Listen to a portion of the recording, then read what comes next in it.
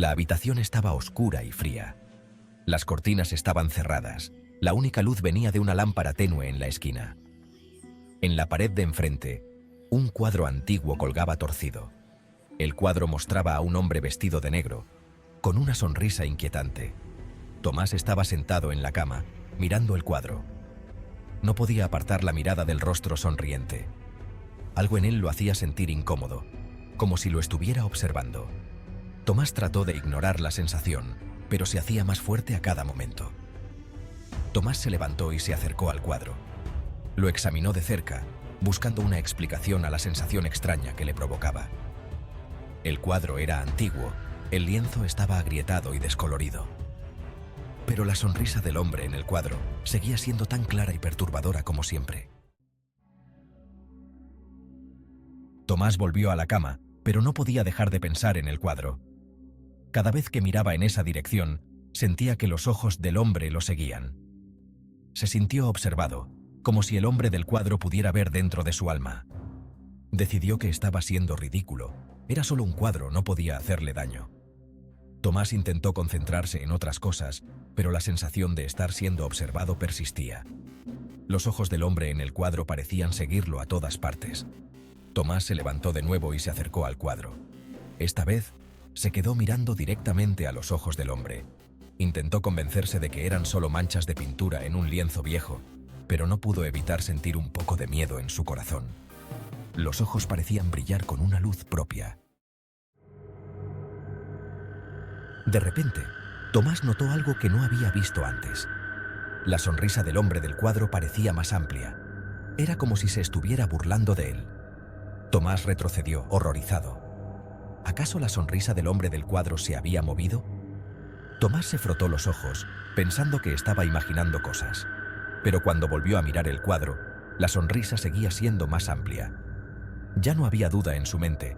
La sonrisa del hombre del cuadro se estaba moviendo. Un escalofrío recorrió la espalda de Tomás. La sonrisa era antinatural, imposible.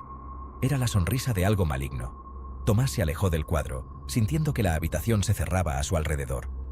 Necesitaba salir de ahí. Tomás corrió hacia la puerta, pero no se abría. Estaba cerrada con llave. Se giró y miró el cuadro.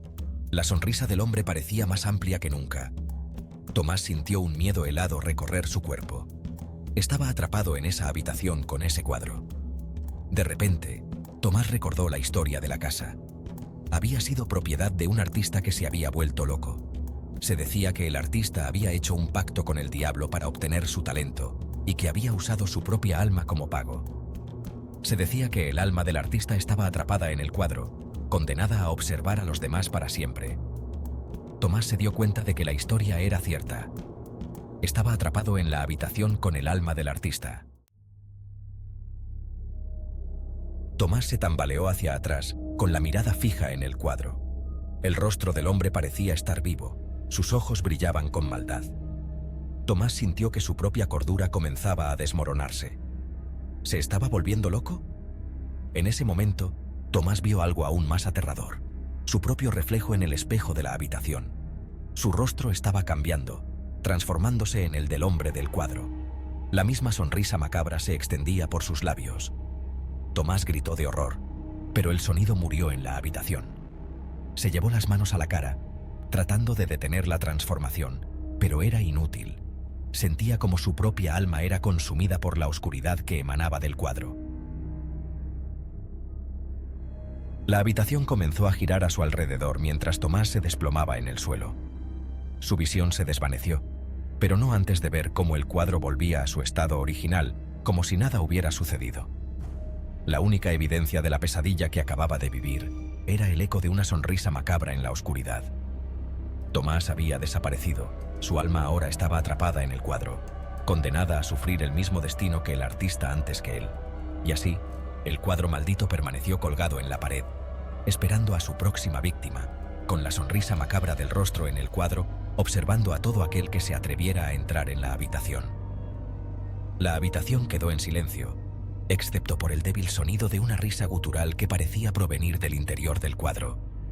La risa de un alma condenada a una eternidad de tormento. La risa del cuadro maldito.